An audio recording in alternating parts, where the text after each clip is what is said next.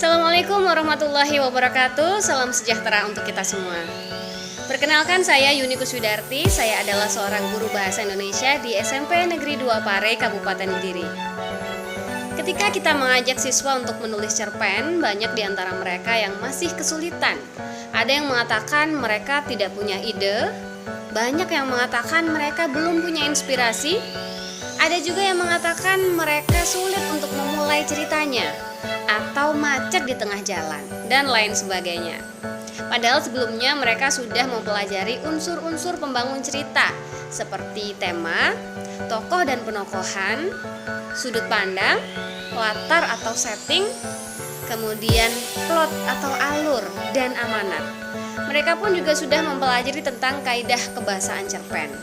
Namun ketika mereka diminta untuk menulis kerangka karangan atau kerangka cerpen, mereka masih merasa kesulitan, mungkin karena belum ada ide yang akan mereka tulis. Nah, hari ini saya ingin berbagi cara baru untuk membantu siswa menulis cerpen secara mandiri. Namanya adalah katalog ide dan formula cerita. Katalog ide dan formula cerita ini saya buat di padlet.com. Saya yakin Bapak Ibu Guru banyak sekali yang sudah tahu tentang padlet.com. Satu platform yang sangat menarik, mudah digunakan, dan juga interaktif. Seperti apa katalog ide dan formula cerita? Mari kita simak. Katalog ide dan formula cerita dibuat oleh siswa secara kolaboratif dan interaktif dengan memanfaatkan platform padlet.com. Sesuai namanya, katalog ide dapat membantu siswa untuk menemukan ide cerita yang ingin mereka tulis. Setiap siswa harus menjawab 3 pertanyaan dari guru dengan mengirim post-it ke wall Padlet yang sudah dibuat. Pertanyaan yang saya berikan melalui katalog ide adalah: yang pertama, sebutkan karakteristik orang terdekatmu. Yang kedua, sebutkan tempat paling berkesan bagimu. Yang ketiga, sebutkan masalah terberat yang pernah kamu alami. Wall Padlet yang berisi jawaban siswa ini dapat dibaca oleh seluruh siswa. Dengan menjawab pertanyaan-pertanyaan ini, setiap siswa dapat memberikan ide atau inspirasi untuk teman-temannya tentang karakter tokoh, latar tempat, dan konflik cerita. Setelah siswa menemukan ide-ide baru dari katalog ide yang sudah mereka buat sendiri, saatnya mereka membuat formula cerita.